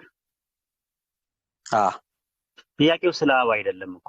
ስለ አብ በጠይቁ ኖሮ የጥያቄው መልስ በቦታው ነበር የሚሆን የነበረው። የጠየቁ ስለ ኢየሱስና ስለ ጊዜ ነው የጠየቁ ራሱ ኖርማሊ ማለት ነው። የዋ ምስክሮች አብዛኛውን የማይመልሱትና የሚከብዳቸው ጥያቄ ነው። ሄደው ማለት ነው ኢየሱስ ፍጡር ነው ይላሉ። ኦኬ ከኛ ጋር ያስማማናል። ከዛኛ ፍጡር ነው ስንል ድንግል ማርያም ማህፀን ውስጥ ነው የተፈጠረው ብለን ነው የምናምነው። አይ ሰማይና ምድርን ከመፈጠሩ በፊት ነው ካሉ ሰማይና ምድር ከመፈጠራቸው በፊት በመጀመሪያ ከመጽሐፉ ጋር ይላተማሉ። ዘፍጥረት 1:1 ላይ በመጀመሪያ ኤሎሂም ሰማይና ምድርን ፈጠረ ነው የሚለው። ኢየሱስን ፈጠረ የሚል ነገር አላየውም እኔ ራሱ የመጀመሪያው ነገር ነው። ሁለተኛ ኢሳይያስ 44:24 ላይ እኔ ሰማይን ለብቻ የዘረጋው ምድርን የመሰረትኩኝ ያህዌ ነኝ፣ ከኔ ጋር ማን ነበረ ይላል። ምን ነበረ አይደለም የሚለው። ሰማያትን ስዘረጋ ምድርን ስመሰርት ከኔ ጋር ማን ነበረ? who was with me who ነው የሚለው። what አይደለም የሚለው። ማን ነበረ ነው የሚለው። ምን ነበረ አይደለም የሚለው። ማንነት የሚባል ነገር አብሮኝ ስፈጥር አልነበረም እያለ ሰማይና ምድር ሲፈጥር ብቻውን ነው የፈጠረው። በቃ ኢሳይያስ 44:24ን መፍታት አልችልም ራሱ ኖርማሊ ማለት ነው። እኔ አሁን በጥያቄ እዛ ላይ ራሱ ቢይዝ እችላለሁ፣ ግን ወደ ሌላ ነገር ስለምትሄድ እንደ በቀደሙ ስለሚሆንብኝ ፍሌክሰብል ልሆንልህ ብዬ ነው ምቶ ነግና ለማለት ኦኬ ጊዜ ይኸውልህ አልጨረስኩም። አንዴ እንዳዳመጥኩ አንዴ አዳምጥ እና በጊዜ የሚባል ነገር በኋላ ላይ የተፈጠረ ከሆነ ጊዜ መጀመሪያ ከጊዜ በፊት ኢየሱስ ከነበረ ኦልሬዲ በዘላለም ውስጥ ነው ያለው ኢየሱስ ማለት ነው። ተፈጠረ የሚለው ትምህርት አይሰራም ራሱ ኖርማሊ አይሰራም ራሱ ማለት ነው። ከሰማይና ከምድር ወደዛ ከሄድክ በቃ አለቀ። ኢየሱስ እዛ ጋር ከክሬሽን በፊት ነው ያለው ማለት ነው። ከፍጥረት በፊት ነው የሚሆነው ማለት። ከፍጥረት በፊት ደግሞ ካለ ታይም እና ስፔስ የሚባል ነገር የለም ራሱ። ታይም እና ስፔስ ከሌለ ደግሞ ቢጊኒንግ የሚባል ነገር የለም። ታይም የሚባል ነገር ከሌለ መጀመሪያ የሚባል ነገር መነሾ ጅማሮ የሚባል ነገር የለም። ስለዚህ ከታይም በፊት ራሱ የተፈጠረው በኢየሱስ ነው። ከታይም በፊት ነበረ ኢየሱስ ካል ኢየሱስ ያልነበረበት ጊዜ የለም ማለት ነው። ኢየሱስ መጀመሪያ የለውም ወደሚለው ትምህርት ሊያስኬድ ነው። አያስኬድም ራሱ ማለት ኢየሱስ መጀመሪያ ያለው ካልክ ለዛ ነው የዋ ምስክሮች ብዙ ጊዜ ሲጠየቁ ምንድነው የሚጠየቁ ጥያቄ ቀላል ጥያቄ ነው። ለዋ ምስክሮች የምትጠይቃቸው ሰማይና ምድርን ከመፈጠሩ በፊት ኢየሱስ ነበረ ወይስ አልነበረም? አይ ነበረ ይላሉ። ኦኬ ጥሩ፣ እንደዛ ከሆነ ኢየሱስ ያልነበረበት ጊዜ አለ ወይ ብለህ ስትጠይቃቸው አዎ ያልነበረበት ጊዜ አለ ይሏል። ስለዚህ ያልነበረበት ጊዜ ካለ ያ ጊዜ ቀድመዋል ማለት ነው ኢየሱስ ስትላቸው አዎ ይለዋል ደፍረው። ስለዚህ ጊዜ ፍጡር ነው ወይስ ፈጣሪ ነው ስትላቸው አይ ጊዜ ፍጡር ነው ይለዋል ተመልሰው። ኦኬ ከኢየሱስ በፊት ፍጡር አለ ማለት ነው። ማን አለ? ጊዜ የሚባል አለ። አይ ጊዜ የሚባለው ነገር ከኢየሱስ በኋላ ነው የተፈጠረው። እንደዛ ከሆነ ተመልሶ አሁንም አጣብቂኝ ውስጥ ነው የሚመጣው። ሎጂኩ ራሱ አይሰራም ራሱ ኖርማሊ ማለት ነው። በጣም አደገኛ ትምህርት ነው። ኢሳይያስ 44:24 ላይ ሰማያትን ለብቻዬ የዘረጋው ምድርን የመሰረትኩኝ እኔ ነኝ። ሰማያትን በዘረጋው ጊዜ ከኔ ጋር ማን ነበረ ይላል። ማን ነበረ እያለ የሚያወራው ማን ነው? ይሄ ኢሳይያስ 44:24 ላይ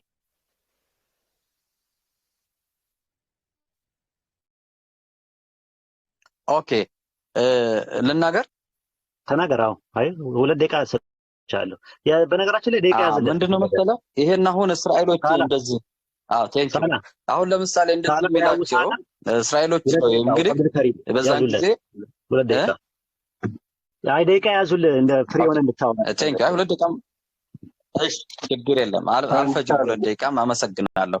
ግን አንድ ነገር የምናገረው ምንድነው መሰለህ እግዚአብሔር ከኔ በቀር ሌላ አምላክ አታምልክ እኔ ብቻዬን እኔ እያለ የሚለው ምንድነው?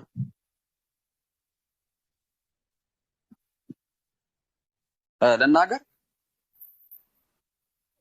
ይታያል ይሰማል ወይ? እንደገና ያዝልህ ደቂቃ። እሺ ቴንክ ዩ እሺ ምንድነው መሰለህ ከኔ በቀር ሌላ አምላክ አታምልክ እኔ ብቻዬን የሚለው እግዚአብሔር ሌላ ሲያመልኩበት ነው። ሌላ አምላክ ጣዖታት በሚያመልኩበት ነው እንጂ ለተረፈ እግዚአብሔር ለሾማቸው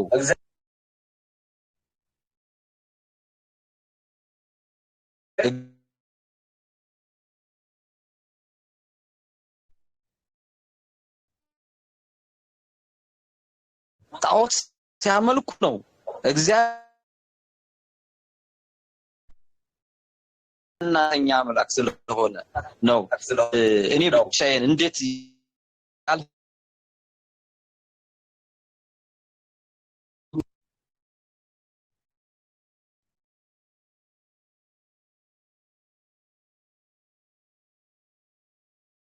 የምትፈልጉት ሌላ ስለሆኑት አይደለም።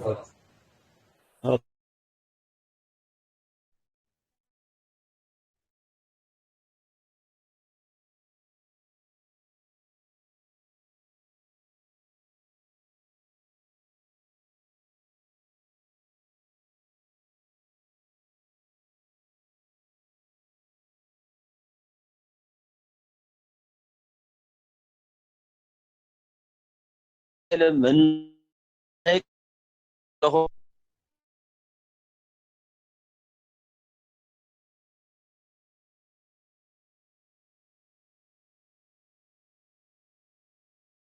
ጨርሰ ነው ደቂቃ አላለቀም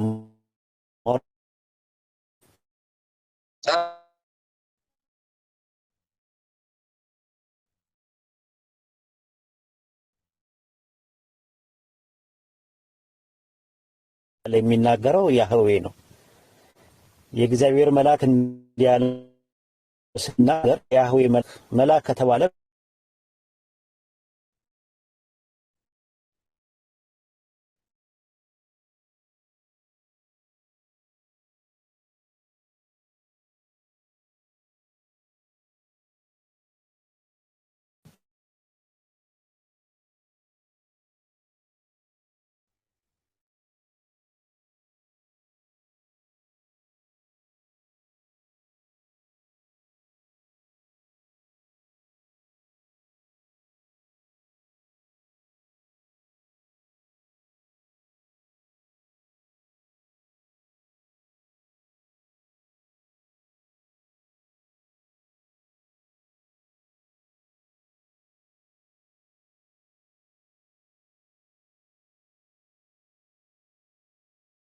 እስራኤሎችን ከግብፅ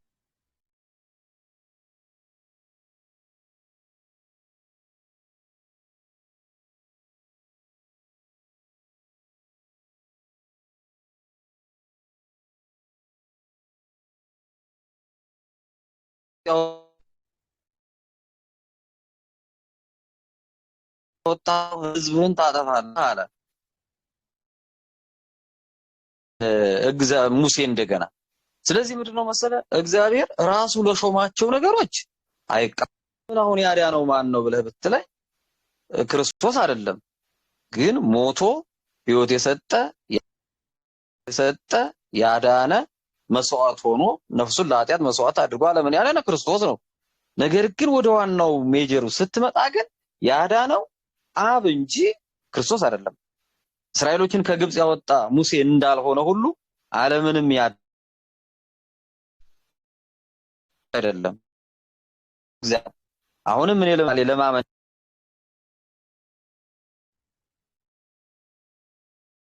ደረጃ ሮሜ 4 ቁጥር 23 ላይ እንደዚህ ይላል። ከቁጥር 22 ጀምሮ ለምሳሌ ስለዚህ ደግሞ ጽድቅ ሆኖ ተቆጠረለት ይላል። አብርሃም እግዚአብሔርን አመነ፣ ጽድቅ ሆኖ ተቆጠረለት። ነገር ግን ይላል ተቆጠረለት የሚለው ቃል ስለ እርሱ ብቻ የተጻፈ አይደለም፣ ስለኛም ነው እንጂ ስለ በደላችን አልፎ የተሰጠውን እኛን ስለማጽደቅ የተነሳውን ጌታችንን ኢየሱስን ከሙታን ባስነሳው ለምናምን ለኛ ይቆጠርልን ዘንድ ነው። ሐሳብን ጨርስ ከፈለክ ከኔ አንድ ደቂቃ መውሰድ ምንድነው ማለት ቴንኪው። አሁን ስተሪኑ ሄድ አመሰግናለሁ። ተመልከት አሁን ያመነ የዘላለም ሕይወት አለው ሲል ኢየሱስ ምን ብለህ ስታምን የዘላለም ምን ታገኘው ብለህ በምትልበት ጊዜ ስለ በደላችን አልፎ የተሰጠው እኛን ስለማጽደቅ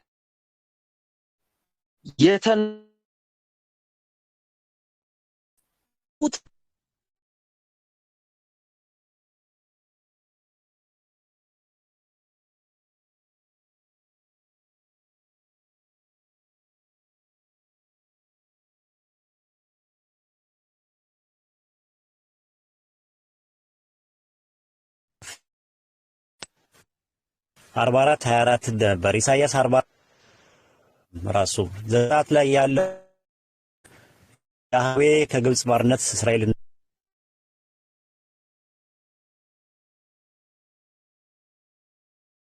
ነፃ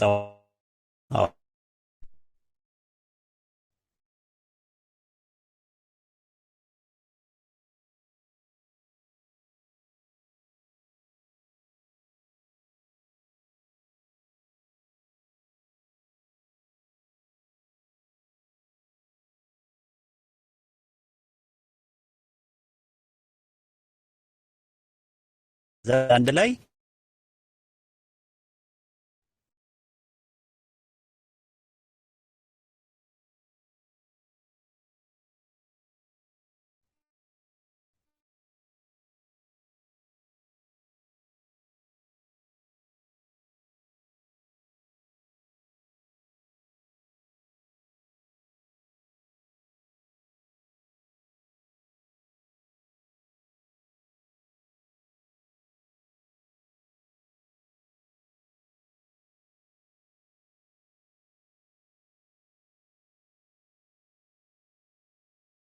ዳን ምንጭ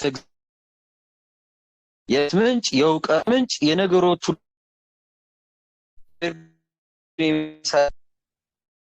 ስራዎች አሉ። ለምሳሌ ሚሳኤልን ከሰዓት ያወጣቸው መልአኩ ግን አላወጣም አይደለም። ሙሴ ሄድ ብሎ አውጥቷል። ነገር ግን የሐሳቡ ባለቤት እግዚአብሔር ነው። አሁንም በመፍጠር ደረጃ ለምሳሌ መንፈስ እንትን ካለ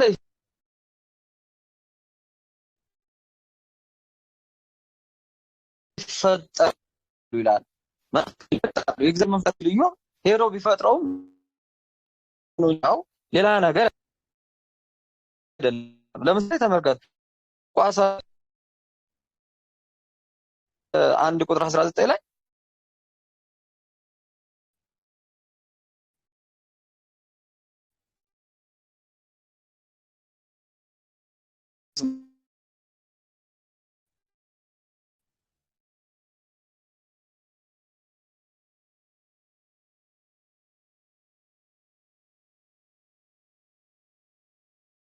የሚሰሩት ግን ያን ቤት አንተ እኔ ነኝ የሰራሁት ትላለህ። ለአቤት ጠብ አድርጌ ግን አንድም ቀለም አልቀባህም።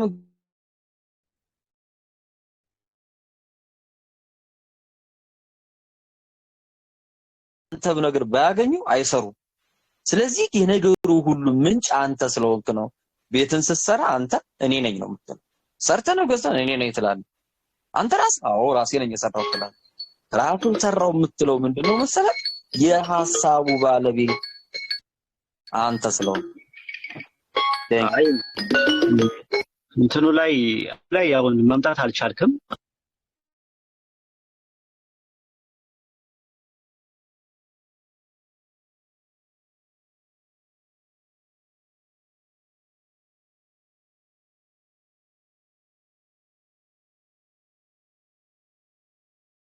ለአንዳንድ ነገሮች እንፈጠራቸው ይናገራል በል። እሱ አይደለም ጥያቄው። የተጠየቀው ጥያቄ በመጀመሪያ ሰማይና ምድርን ፈጠረ ሲል መጀመሪያ የተፈጠረው ሰማይና ምድር እንደፈጠረ ይናገራል። ኢሳይያስ 44:24 ስታቀርብ የነበረው ይሄ እንግዲህ ለዲናና ለታሚሉቶ ማለት ወደ ጭቅጭቅ እንዳያመራ አይ ቲንክ አንድ ነገር ላይ ወጥሮ መያዝ አላቃተኝም። ግን ሰውን ሊያስቆጡ ሊያሳዝኑ ሊታጩ ወደ በሽሽቅ ሊያመሩ የሚችሉ ነገሮችን ማለፍ ጥሩ ነው። ኢየሱስ አንድያ ልጅ ነው ብለህ ታምናለህ አይደለ? እውነት ሲገለጥ አንድያ ልጅ ነው።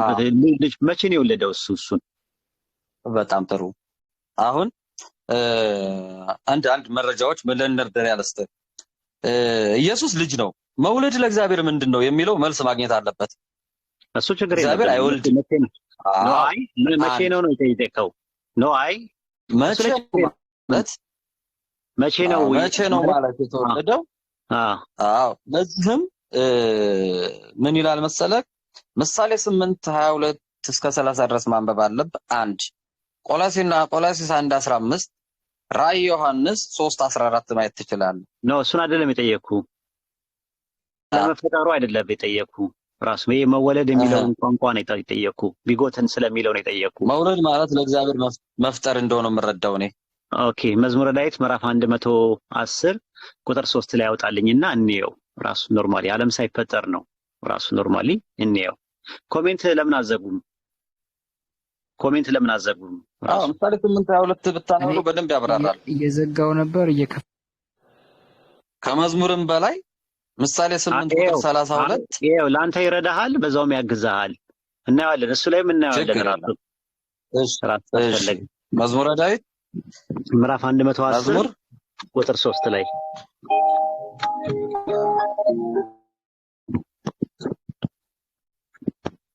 እሺ 110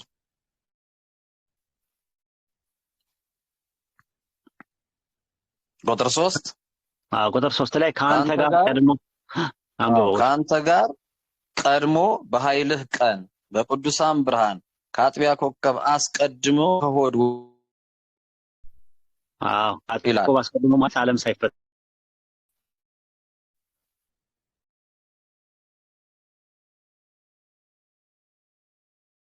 አይደለ? አዎ በኋላ ከምን ወለደ? ከሆድ። አዎ እንግሊዘኛው ወምፕ ይለዋል። ከማዕፀን ወለድኩ ይላል። ከማዕፀን ነው የወለደው አለተ ከራሱ ማዕፀን አለው አብ። አሁን አንተ ሐሳብህ ማለት ሐሳቤ ነው የወጣበት ልብ ማዕፀን ተብሎ ያውቃል በመጽሐፍ ቅዱስ?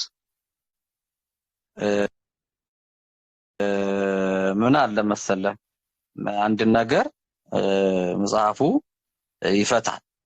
ምንድነው እግዚአብሔር ከወለድኩ ሲል ከሐሳቡ መውጣቱ ነው። መጀመሪያ አስገኘው ነው። ሆድ ምን ነው? እግዚአብሔር ማለት ነው።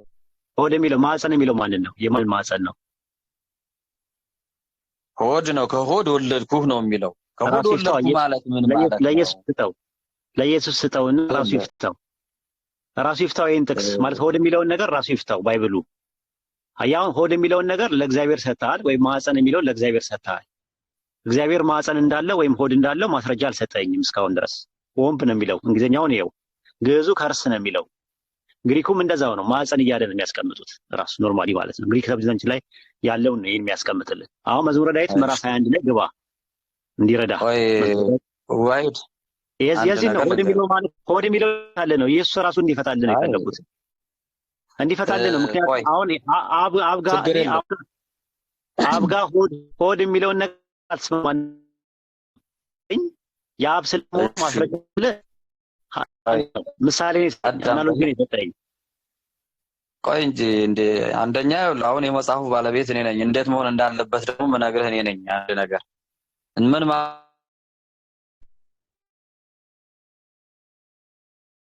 ለበህ ስጠይቅ ስላስረዳ አንድ ነገር ነው። አይ ነገር ባይብል አልሰጠኝም።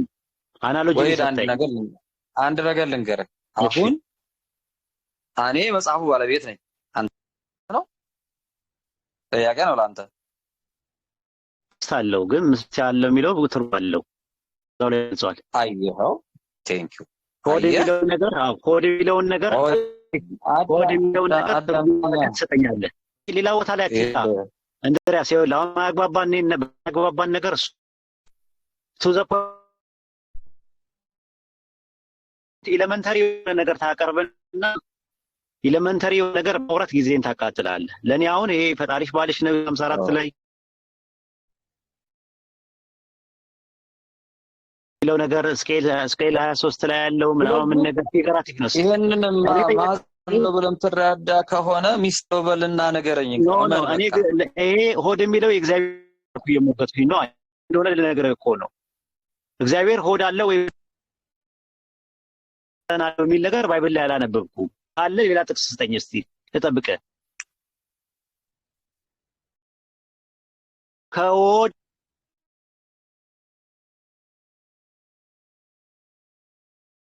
ወለድኩ ነው የሚለው። ከሆድ ኖሮ የራሱ ጋር ነው ብለህ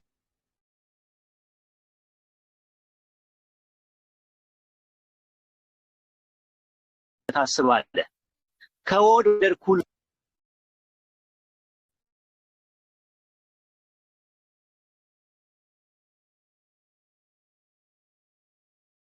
የሚለው ሆድ የሚለው ሆድ ነው። ጥያቄው እሱ ነው። በቀኝ የተቀመጠ አለው። እግዚአብሔር የኃይልን በትር ጽዮን ይልካል።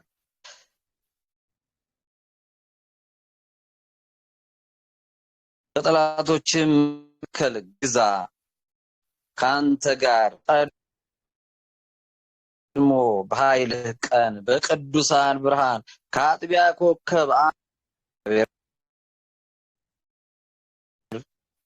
እግዚአብሔር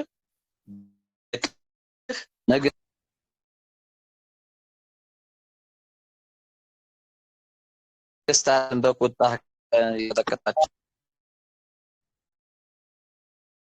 ይላል። ስለዚህ ብሎ ይሄንን አሁን አንተ ምንድነው ማየት ያለብህ? ውይይት እንዳናደርግ የሚያደርገን ነገር ነው። አሁን አንድ ነገር ሳጨርስ ወደ ሌላ ነገር የምዘለው ነገር አለ። መጽሐፈ ምሳሌ 8:22 ላይ፣ ቆላሲስ 1:15 ላይ፣ ዕብራውያን 1:3 ላይ በየአውዱ ማየት እንችላለን። ከላይ ጀምሮ ይነበብ አልክ። ምንን ለማግኘት? ሆድ የሚለውን ቃል ለማግኘት ከአንድ ጀምር እናነበው። ያህዌ ጌታዬን ጠላቶችን ለእግር በረቂቅ እስካደርስ ድረስ በቀኝ የተቀመጠ አለው። ስለ ሆድ ምንም የሚናገረው ነገር የለም። ያህዌ የኃይልን በትር ከጽዮን ይልክልሃል፣ በጠላቶች መካከል ግዛ። ከአንተ ጋር ቀድሞ በኃይል ቀን በቅዱሳን ብርሃን በምንድን ነው የወለደ? አስቀድሞ ከምን ከሆድ ወለድከዋል። በቅዱሳን ብርሃን የሚለውን ነገር ያዘው። የወለደው በቅዱሳን ብርሃን ነው። የቅዱሳን ብርሃን የሚባለው ነገር ምንድነው? እንመጣበታለን። እኔ ነጥቤ ያለው ካኩባ የሚለውም ዓለም ሳይፈጠር ዘመን ሳይቆጠር ነው። እስማማበታለሁ። አስቀድሞ አለ ሆድ ወለድከው አለ። ከሆዴ አላል ከሆድ ነው የሚለው። አስመረብ ከሆድ ወለድኩ የሚል ሆድ የሚለው የምንድነው?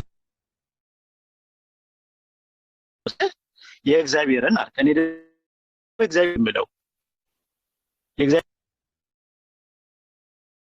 ሆድ አይደለም። ምክንያቱም የእንግሊዘኛውም ማዕፀን ነው የሚለው፣ ግዕዙም ከርስ ነው የሚለው። ራሱ ማዕፀን ነው። ሲምቦሊካል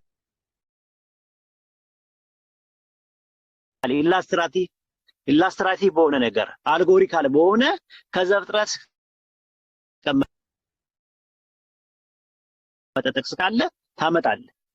ከሌለ ሆድ ማለት ወይም ማዕፀን የሚለው የማን ነው የሚለው ደግሞ እኔ በተራዬ ማብራራት እችላለሁ። አሁን ምንድነው እየሆነ ያለው? ቆይ ያልበላኝን ነው እያከክልኝ። እኔ ጀርባዬም እንድሪያስ እየከክ ያለ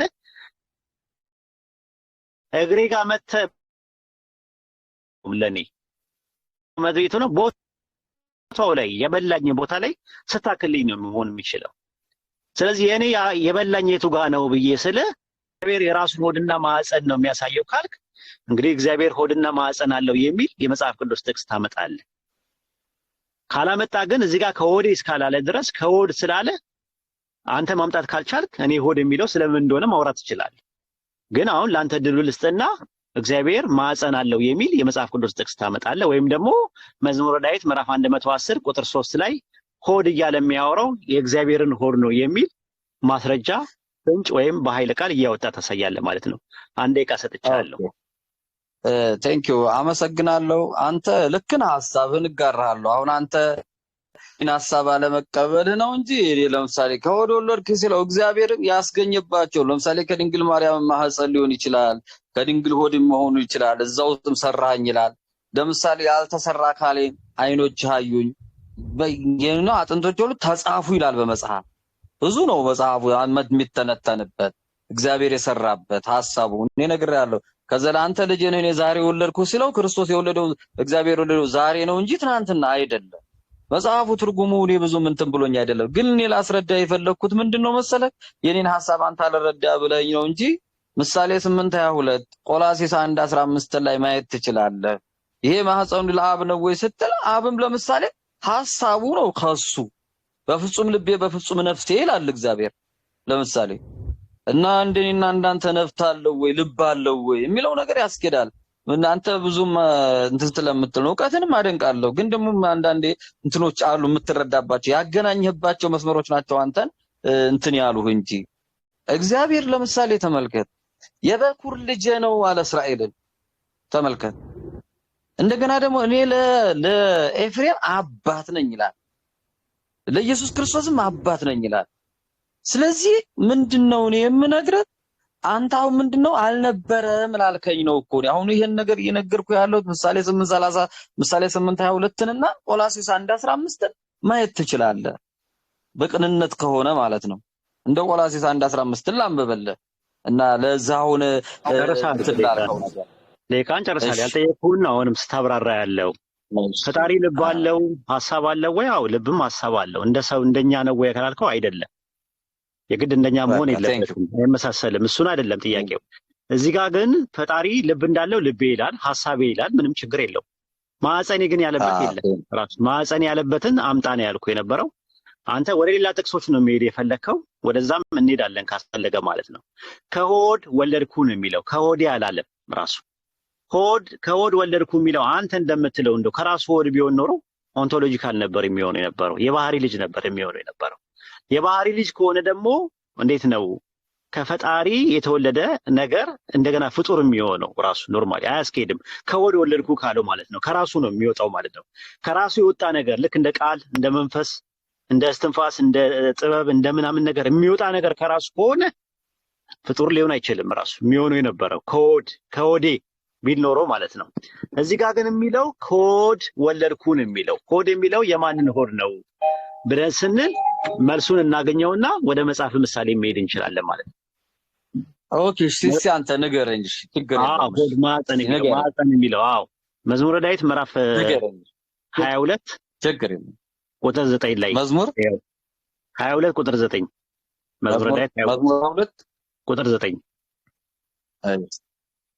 እሺ መዝሙር 22 ያው አምላኬ ስለምን ተውከኝ የሚለው ኢየሱስ እንደሆነ ያው ኤሌመንታሪ ነገር ነው። 9 አዎ አንተ ግን 22 ነው ያልከኝ? አዎ ኦኬ አንተ ግን ከሆድ አውጥተኸኛልና በእናቴ ጡት ሳለሁ በአንተ ታመነው፣ ከማፀን ጀምሮ በአንተ ላይ ተጣለው፣ በእናቴ ሆድ ጀምረህ አንተ አምላኬ ነህ። አመሰግናለሁ። አሁን እዚህ ጋር ነው ያለው ከሆድ አውጥተኛ። ቅድም መወለድ ማለት መውጣት በሚለው ነገር ነው የመጣው።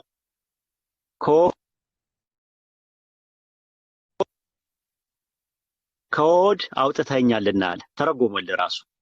ከእናቴ ጡት ሳለሁ በአንተ ታመንኩኝ። ቀጥሎ ያለውን ጥቅስ ነው የፈለኩት። ከማፀን ጀምሮ በአንተ ተጣልኩኝ።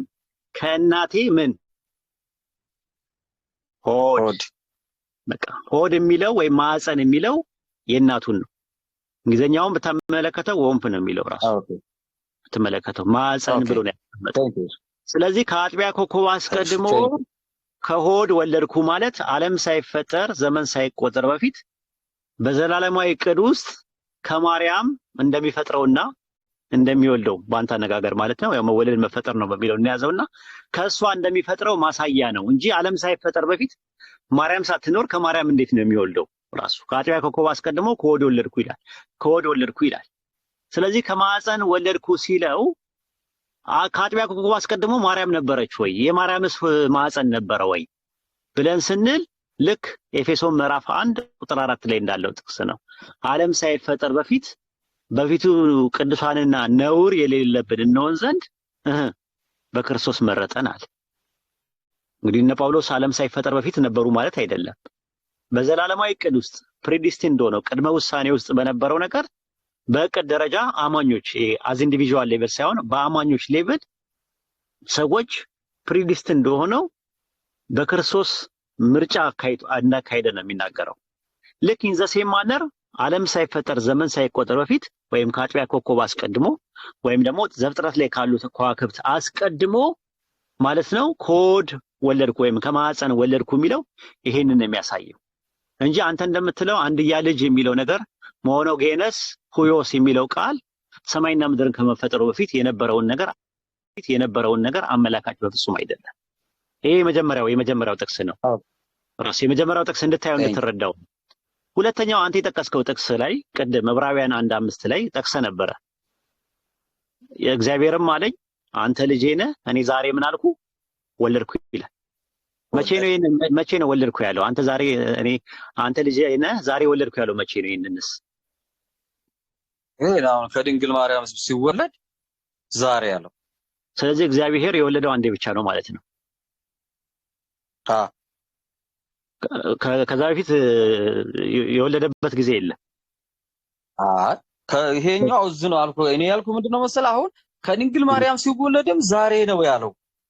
በእግዚአብሔር ዘንድ አሁን ነው ወልጃ ያለ ያለው መቼ ነው? ወልጃ ያለ ያለው ከማርያም ሲወለድ ነው ወይስ ጥንት ነው?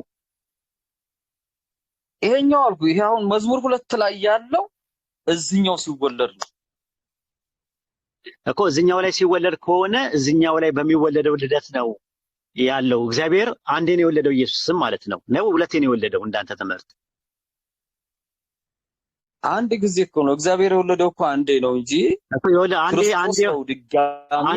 አንዴ የወለደው ድንግል ማርያም ማህፀን ውስጥ በተፈጠረው ነገር ነው ወይስ ጥንትም ነው የወለደው? ቅድመ ዓለም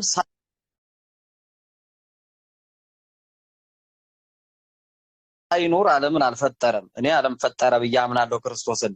እግዚአብሔር ዓለምን በክርስቶስ እንዳዳነ ዓለምን በክርስቶስ ፈጥሯል። መቼ ተወልዶ? ግን ጥያቄ እሱ አይደለም። መቼ ተወለደ እኮ አይወለ እሱ አይደለም ጥያቄ። ይቅርታ አድርግልኝ እንድሪያስ እኔ ነው አንዳንዴ ሀሳቡ ያልተረዳ ይሆን አላውቅም። እኔ አንዳንዴ ይቅርታ አድርግልኝ በጣም ነው ማለት ነው። የመዝሙር 2 አሁን እኮ አፍላፍ ስለሆነ ነው ዋይደ አፍላፍ ሆነ። አንድ ነገር ልንገርህ፣ የኔ ሀሳብ ተረዳኝና አንተ ትናገራለህ።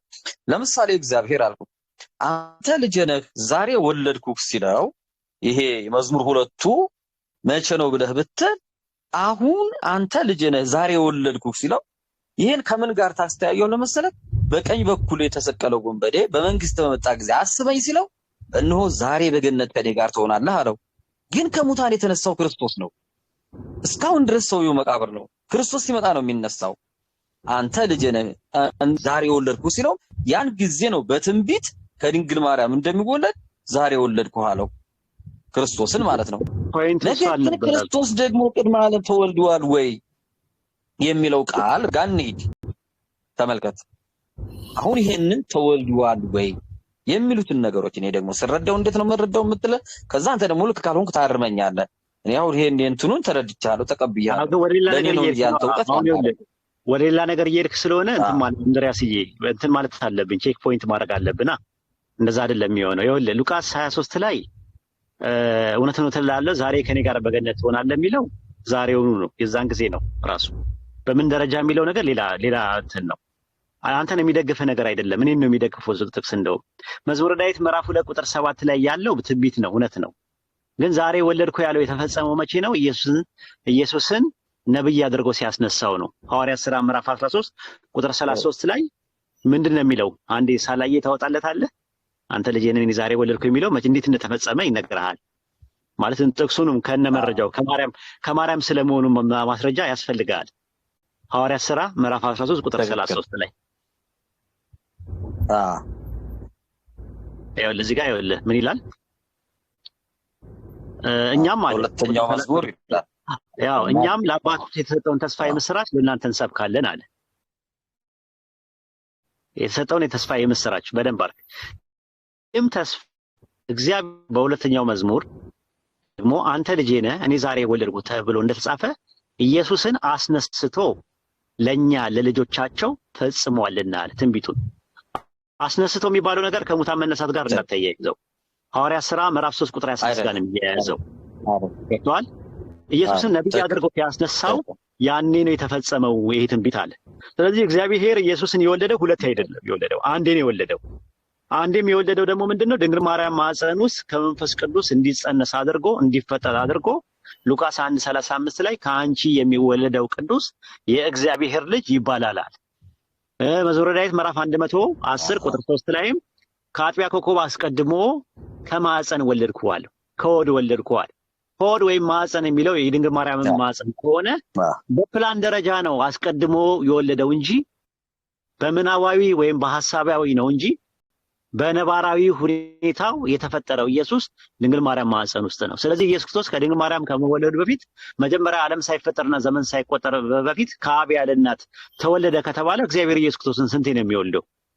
ሁለቴ ነው የሚወልደው በራሱ ልክ እንደ የኦርቶዶክስ ቅባት እሱ ላይ አሁን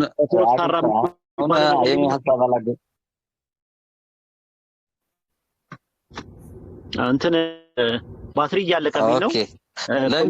ከሌላ ሰው ጋር አውራ። ከሌላ ሰው ጋር አውራ።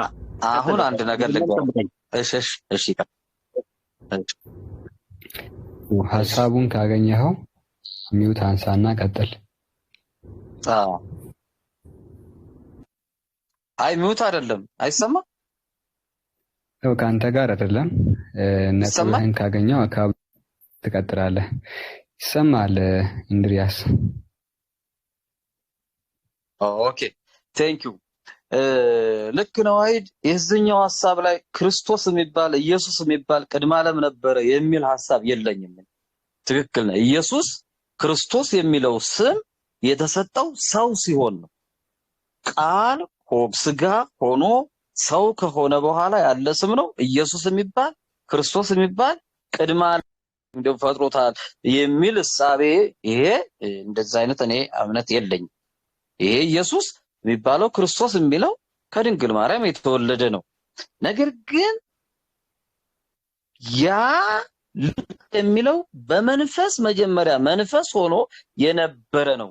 ዓለምን የፈጠረው ክርስቶስ መንፈስ ሆኖ ነው እንጂ ሰው ሆኖ አይደለም። አግኝታይ ከሆነ ስለዚህ ይሄንን ምሳሌ 8:22 እስከ 30 ባለውና ቆላስይስ 1:15 ላይ ባለው ላይ ማረጋገጥ ይችላል። ከዛ ዮሐንስ ወንጌል ምዕራፍ 6 ቁጥር እየሰማኝ ነው 62 ላይ ማየት እንችላለን። ይሄን እየሰማ ከሆነ ከዚህ በፊት በዚህ ርዕስ እኔና አንተ ስናወራ ነበርና እንግዲህ ቆላስይስ ላይ ያለውን ጥቅስ ይዘህ ዓለማትን የፈጠረው ራሱ ኢየሱስ ነው ስትል ነበርና እዛ ጋር የጠየቅኩት ጥያቄ ነበረ። እሱ ምንድነው ዓለማትን ማን የፈጠረው? ጀስት ኡስታዝ ዋሂድ ሲመጣ ከሱ ጋር ትቀጥላለህ በያዝከው ርዕስ። ግን እዚህ ጋር እኔ የማነሳው ነገር ምንድነው ዓለምን የፈጠረው ሰማያትንና ምድርን የፈጠረው ማን ነው ብዬ ስጠይቅህ ቆላስይስ ጋር ያለውን ጥቅስ ይዘህ ኢየሱስ ነው የፈጠረው አልከኝ። ያ ጥቅስ ስለ ሪክሪሽን ነው የሚናገረው ብዬ እንደውም ነግሬህ ነበረ። ስለ ዳግም ፍጥረት ነው የሚናገረው። ሁለት አይነት አፈጣጠር አለ። የመጀመሪያው አብ በ6 ቀናት ውስጥ የፈጠረው ፍጥረት ሲሆን ሁለተኛው ደግሞ በኢየሱስ ክርስቶስ የተፈጠረው እሱም ደግሞ መታደስ ነው ብዬ ነግሬህ ነበረና የኔ ጥያቄው ምንድነው ሰማያትንና ምድርን የፈጠረው አጭር ጥያቄ ነው ማን ነው ብለህ ነው የምታምነው? ኦኬ እኔ ምንድነው መሰለህ ሐሳቡን እጋራለሁ። ይኸው ፍጥረት እግዚአብሔር እንጂ የፈጠረው ማንም አይደለም፣ አብ ነው። ተመልከት፣ የነገሮች ሁሉ ባለቤት አብ ነው።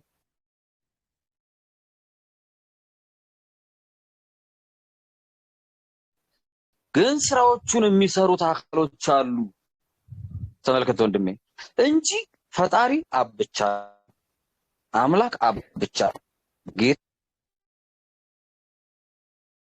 አብ ብቻ። ስለዚህ ኢየሱስ የፈጠረው ምንድነው? ፈጣሪ ገብቶኛል። ኢየሱስ የፈጠረው ፈጥሯል ብለህ ስለሆነ የምታምነው እሱ የፈጠረው ምንድነው? በጣም ጥሩ ልንገርህ፣ እዚህ ጋር ልንገርህ። ተመልከታ ምሳሌ 1 ቆሮንቶስ ምዕራፍ 8 ቁጥር 6 ላይ ልብ ብለህ ተከታተለኝ።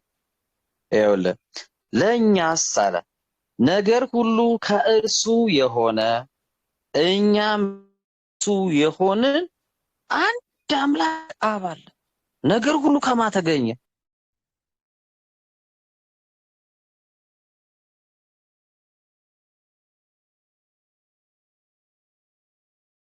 ሁሉንም እንደው እንድታየው እኔ ልክ ካልሆንኩኝ አሁን ቅድም ለምሳሌ ዋሂድ ቆይ አዳምጠኝ ጋር ግልጽ ነው። ዋሂድ አሁን ቅድም ለምሳሌ መዝሙር 90 አንስቶ ይሄኛው ግልጽ ነው። ጥያቄው ነው አሁን ያልኩህ ግልጽ ነው። ኦኬ ብያለሁ። ቆይ እዚህ ጋር እንትኑ ግልጽ ነው።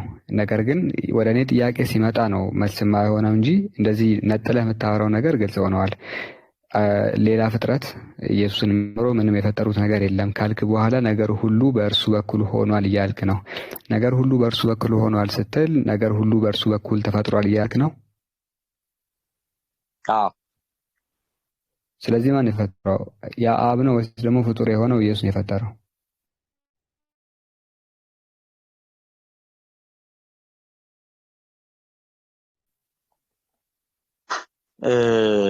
ይኸውልህ አሁን ዓለምን መስዋዕት ሆኖ ሞቶ ደሙን አፍስሶ ዓለምን ያዳነ ክርስቶስ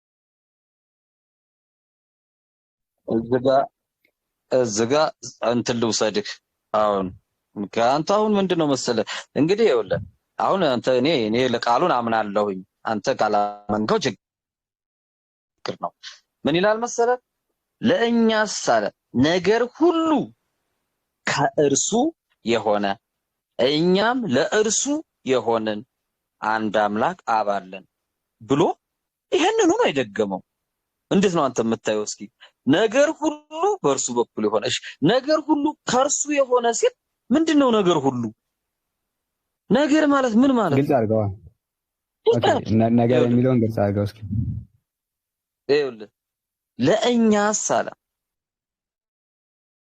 ነገር ሁሉ ከእርሱ የሆነ ነገሮች ሁሉ ከአብ ናቸው እሺ ማን ከአብ ነው ነገር ሁሉ ከእርሱ የሆነ እኛም ለእርሱ የሆንን አንድ አምላክ አብ አለ አለና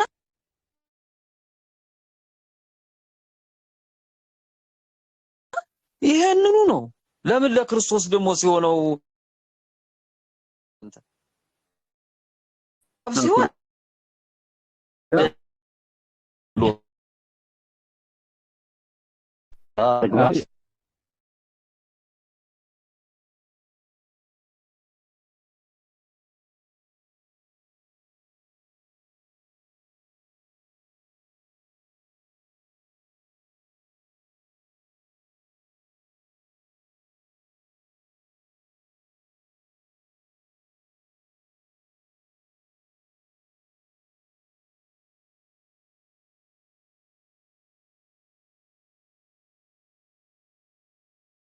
ሁሉ ከማናቸው በነቸው ከአብ ምንጭ ነው ሶርስ ነው ይሄንኑ ቃል ነው ደግሞ አሁን ለክርስቶስ ሲሆንኛ አይቻልም ካል ምንም እንግዲህ መንጠቅ አንችልም ነገር ሁሉ ደግሞ አለ ነገር ሁሉም እዚህ ጋር እንደውም ይዛኛው ነገር ሁሉ ነው የሚለው እዚህ ደግሞ ምን ይላል አሁን ነገር ሁሉም በእርሱ በኩል የሆነ እኛም በእርሱ በኩል የሆነ አንድ ጌታ ኢየሱስ ክርስቶስ አለና ነገር ሁሉ ከአብ ቢገኙ ነገሮች ሁሉ ግን የተሰሩትና የተከናወኑት በክርስቶስ ነው ሁሉ ከቆሙት ነዳቸው እንኳን ያለ እርሱ አልሆነም ብሏል ምድር ባዶ ነበር አንዳች አልነበረባት ይሄ አሁን ተገኘ እዚህን እንድታየዋለሁ አይደል ቴንክ ኦኬ እኔ አንደኛ ቆሮንቶስ ላይ ዲፋይን አድርገው እስኪ ግልጽ አንተ ምንድነው ያልክ ያለ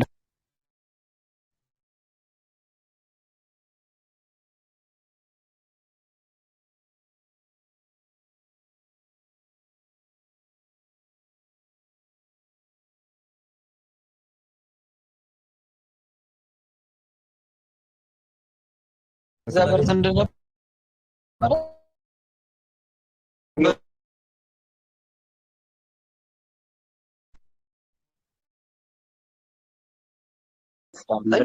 አደም